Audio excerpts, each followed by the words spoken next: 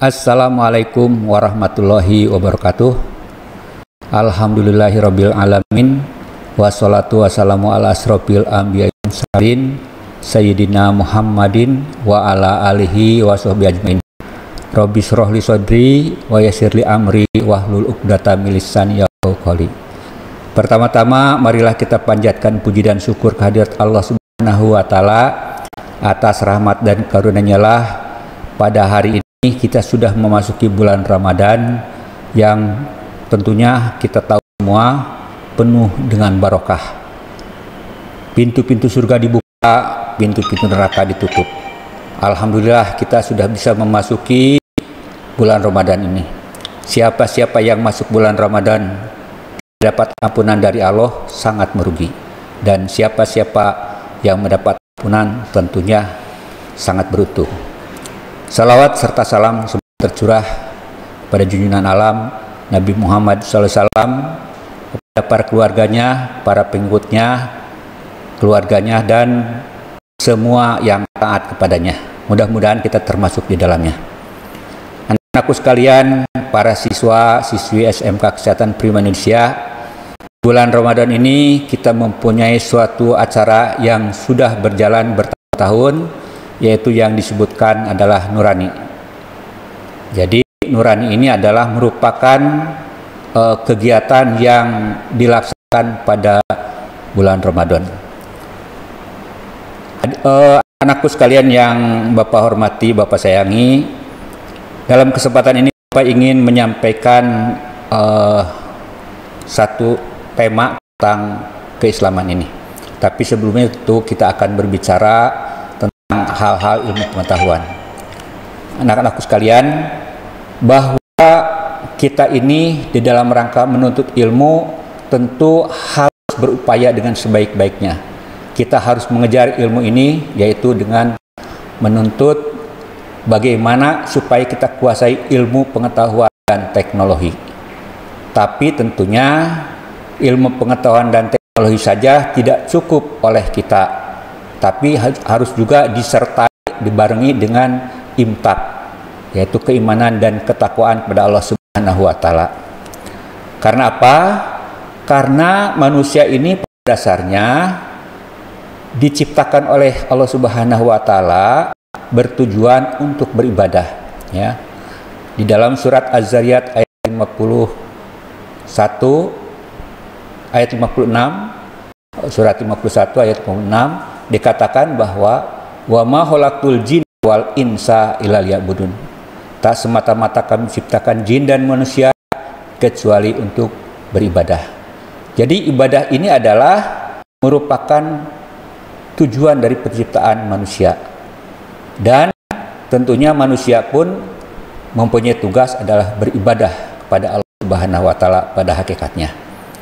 Meskipun dalam hal ini ibadah itu terbagi dua, ada mahdoh yaitu kepada Allah Subhanahu wa taala, dan ibadah ghair mahdoh yaitu kepada makhluk yang lain. Nah, di sini tentunya pada hakikatnya tetap adalah kepada Allah Subhanahu wa taala. Mengapa kita harus beribadah? Karena kita ingin menggapai ridho Allah Subhanahu wa taala. Kita harus wanti-wanti sebagai manusia itu, karena pada saat penciptaan itu malaikat pernah bertanya kepada Allah Subhanahu wa taala, "Ya Allah, mengapa Engkau ciptakan makhluk yang akan menimbulkan pertumpahan darah?" Allah menjawab, "Aku yang lebih tahu." Dan pada saat itu malaikat tidak banyak bertanya lagi, tidak ngeyel. Kemudian pada saat tertentu Allah mengatakan, "Kalian harus bersujud," yaitu sujud penghormatan kepada manusia. Ternyata para malaikat bersujud menghormat kecuali iblis. Nah, anak-anakku sekalian yang saya hormati, yang saya Bapak banggakan, manusia ini sebenarnya kalau di dalam kita melihat surat Asr, surat wal asr, demi masa innal insana lafi khusr, sesungguhnya manusia itu pasti merugi. Nah, itu manusia itu pasti merugi, pasti celaka. Illa kecuali ladzina amanu, yaitu orang-orang beriman, wa amilus sholihat, dan mengerjakan amal soleh, wa tawassaw bil haq, dan wa tawassaw bis sabr, yaitu berwasiat kepada kebenaran dan berwasiat kepada kesabaran. Menurut Imam Al-Ghazali di dalam kitab Ihya Ulumuddin, beliau menyampaikan bahwa setiap manusia itu pasti celaka kecuali yang beragama Islam. Nah, beliau melanjutkan lagi, tapi setiap beragama Islam itu juga pasti celaka kecuali yang mukmin, yang beriman. Beliau masih melanjutkan lagi, setiap yang beriman pun pasti celaka kecuali yang berilmu, dan setiap yang berilmu pun pasti celaka kecuali yang beramal, dan setiap yang beramal pun pasti celaka kecuali yang ikhlas.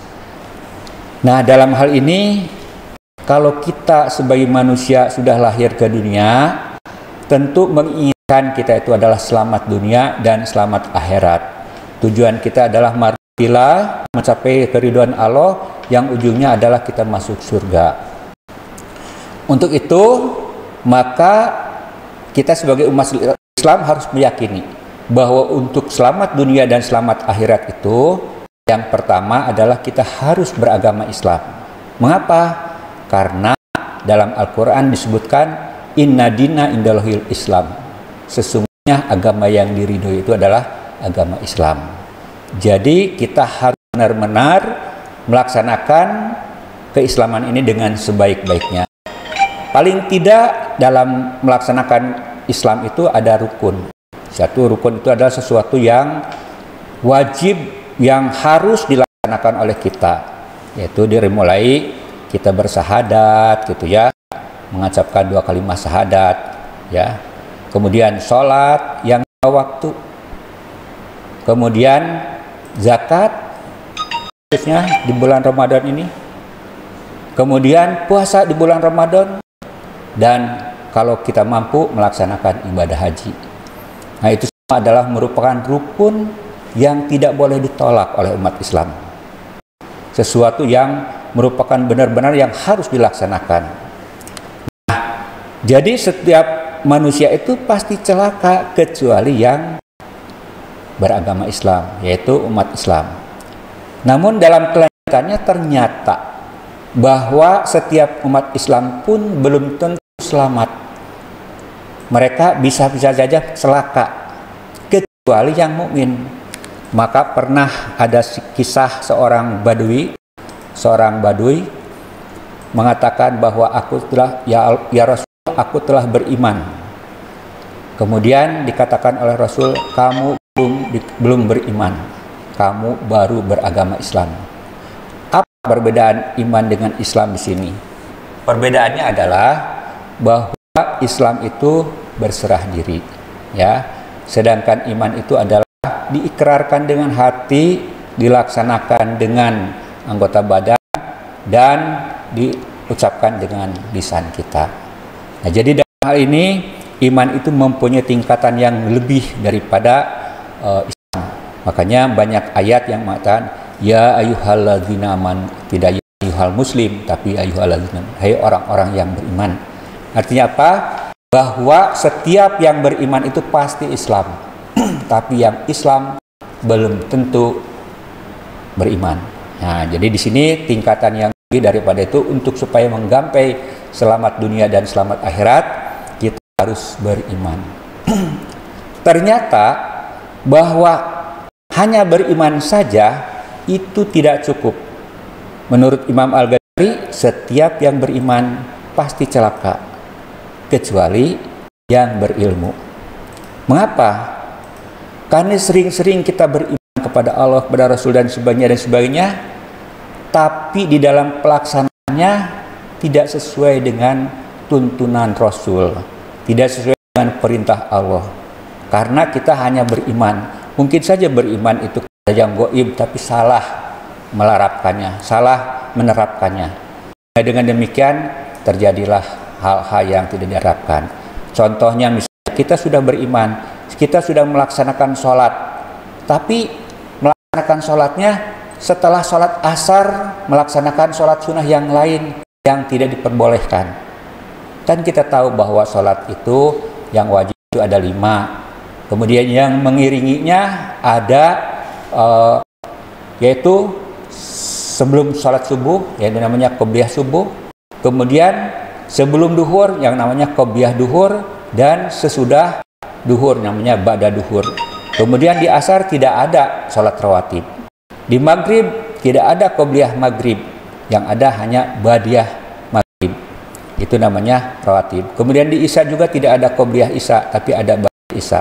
Dan setelah sholat asar dan setelah sholat subuh itu haram dilaksanakan sholat yang lain kecuali yang 3, yaitu sholat tahiyatul masjid, sholat gerhana, dan sholat mayit. Ya, nah ini karena tidak berilmu kadang-kadang kita salah berimannya, salah berislamnya, salah berimannya. Maka ilmu itu harus dikejar oleh kita. Nah, ilmu itu adalah wajib hukumnya bagi kita semua. Thalabul ilmi faridatun ala kulli muslimina wal muslimat. Artinya mengejar ataupun menuntut ilmu itu adalah wajib hukumnya. Hanya saja dalam hal ini ada 2 pengertian wajib. Ada wajib ain, yaitu yang harus dilaksanakan oleh diri sendiri, dan ada wajib kifayah. Manakala orang lain sudah menuntut ilmu, gugurlah kewajiban bagi kita. Nah, misalnya kita menuntut ilmu tentang matematika. Nah, itu adalah wajib kifayah. Kemudian bahasa Inggris misalnya, itu adalah wajib kifayah. Andai kata ada orang yang sudah menuntut ilmu itu, maka kita gugur kewajiban. Tapi ada yang wajib lain, yaitu wajib yang harus dilaksanakan oleh kita semua, oleh diri sendiri masing-masing. Yaitu tentang 3 hal. Yang pertama adalah tentang mengenal Allah, marifatullah. Yang kedua, mengenal Rasul, marifatul Rasul. Dan yang ketiga, mengenal agama Islam, marifatu dinul Islam. Nah, itu adalah wajib hukumnya bagi kesemua kita. Wajib dilaksanakan oleh diri sendiri untuk mengenal Allah, mengenal Rasul, dan mengenal agama Islam. Itu adalah ilmu. Sehingga seorang yang berilmu itu tinggi derajatnya di mata Allah Subhanahu wa Ta'ala. Nah, kemudian seorang yang berilmu itu apakah selamat? Ternyata menurut Imam Al-Ghazali disebutkan bahwa setiap yang berilmu pun pasti celaka, kecuali yang beramal. Artinya apa? Artinya bahwa kalau dia hanya menuntut ilmu untuk dirinya sendiri, maka itu tidak akan bermanfaat bagi yang lain. Makanya disebutkan oleh Rasulullah, khairun nas anfa'uhum linnas. Sebaik-baik manusia adalah yang bermanfaat bagi manusia yang lain. Maka untuk itu ilmu itu harus diamalkan. Ya, ilmi bil amalin kasajari minas samar. Ilmu tanpa amal bagaikan pohon tak berbuah. Sehingga dengan demikian maka akan percuma saja ilmu ini. Tidak akan ada manfaatnya bagi makhluk yang lain, bagi manusia yang lain. Dengan demikian, setiap yang berilmu itu kalau dia tidak mengamalkan, maka akan celaka. Maka kita itu harus ilmu yang amaliyah dan amal yang ilmiah. Nah, kemudian yang beramal itu apakah selamat? Menurut Imam Al-Ghazali, yang beramal pun pasti celaka, kecuali yang ikhlas. Kenapa? Karena kalau kita amal kemudian riya, ujub, takabur, sum'ah dan sebagainya, maka itu akan merusak daripada amaliyah kita. Maka amal kita itu harus dibarengi dengan ikhlas lillahi ta'ala. Karena Allah Subhanahu wa ta'ala. Tidak boleh disandarkan kepada yang lain, tapi betul-betul hanya karena Allah Subhanahu wa ta'ala. Maka dengan ikhlas itulah maka seseorang akan menjadi mutakin, seseorang menjadi bertakwa kepada Allah Subhanahu wa ta'ala. Jadi untuk menjadi selamat dunia dan akhirat itu tentu adalah dia harus berislam, kemudian beriman, kemudian berilmu, keempat beramal, dan ikhlas lillahi ta'ala. Dengan kelima hal tersebut, maka manusia disebutkan menjadi orang mutakin. Kalau dikatakan mutakin, maka Subhanahu wa ta'ala mengatakan bahwa semulia-mulianya orang adalah orang yang bertakwa kepada Allah Subhanahu wa ta'ala. Maka untuk itu, mari kepada anak-anakku sekalian, kita tingkatkan pemahaman kita tentang bagaimana berislam yang baik. Tingkatkan beriman yang baik. Tingkatkan berilmu yang baik. Tingkatkan beramal yang baik, kemudian dibingkai dengan ikhlas lillahi ta'ala. Anak-anakku sekalian yang berbahagia, bulan Ramadan ini adalah merupakan momentum yang sangat baik bagi kita sekalian untuk benar-benar mendalami ilmu agama Islam ini dengan sebaik-baiknya. Jangan sampai kita mengabaikan waktu bulan Ramadan ini. Karena kita sudah berdoa kepada Allah Subhanahu wa ta'ala, ya Allah, pertemukanlah kami dengan bulan Ramadan ini, ya. Itu artinya kita sudah diberi kesempatan masuk di bulan Ramadan, jangan sia-siakan. Jangan gunakan dengan hal-hal yang mubazir. Karena apa? Karena nanti akan merugikan diri kita sendiri. Saya kira itu pada kesempatan yang baik ini, saya mengharapkan kepada kita semua, kepada diri saya sendiri, kepada anda sekalian, anak-anakku, supaya ayo kita tingkatkan pribadi yang baik, pribadi yang tentunya sesuai dengan ajaran Islam. Saya mengharapkan kita semua, kalian semua khususnya, untuk mempunyai idola itu adalah diganti dengan Nabi besar Muhammad SAW. Terakhir, mungkin dalam kesempatan ini, Rasulullah pernah menyampaikan satu pesan. Beliau mengatakan, telah aku tinggalkan dua perkara, yaitu kitabullah dan sunnah Rasul. Bila kalian berpegang kepada dua hal tersebut, kalian tidak akan tersesat selamanya. Apa itu? Ya tadi kitabullah dan sunnah Rasul. Kitabullah itu apa? Al-Quran. Al-Quran itu di dalam surat Al-Baqarah di ayat-ayat yang pertama dikatakan zalikal kitabul la raiba fih. Ini kitab tidak ada keraguan padanya, hudan lil muttaqin, menjadi petunjuk bagi orang-orang yang bertakwa. Jadi Quran ini sebenarnya fungsinya paling tidak menjadi tiga hal yang bagi kita semuanya. Yang pertama adalah menjadi huda, petunjuk. Yang kedua furqan, pembeda mana yang hak dan mana yang batil. Dan yang ketiga bayinas, penjelas tentang petunjuk itu, penjelas tentang pembeda tersebut. Sehingga dengan demikian kita akan jelas melihat sesuatu itu dengan terang benderang kehidupan di dunia itu. Mana hak, mana batil, mana yang harus dituju dan sebagainya. Kemudian yang kedua tentang hadis. Hadis Rasulullah itu ataupun sunnah Rasulullah itu di dalam surat An-Najm dikatakan famayantiqanil hawa in huwa illa wahyu yuha. Jadi kami tidak mendapatkan sesuatu dengan nafsu belaka, dengan nafsu kecuali dengan wahyu. Jadi dalam hal ini akhirnya sumber daripada bicaraan kata-kata Rasul itu adalah dari Allah Subhanahu wa ta'ala. Jadi untuk itu mari kita sama-sama amalkan ataupun perdalam Al-Quran, perdalam sunnah atau hadis, sehingga dengan demikian mudah-mudahan kita semua menjadi pribadi-pribadi yang paripurna, yang baik, yang ujung-ujungnya adalah menjadi surga, ya. Terima kasih, mohon maaf apabila ada hal-hal yang kurang. Saya tutup dengan wabillahi taufiq wal hidayah. Assalamualaikum warahmatullahi wabarakatuh.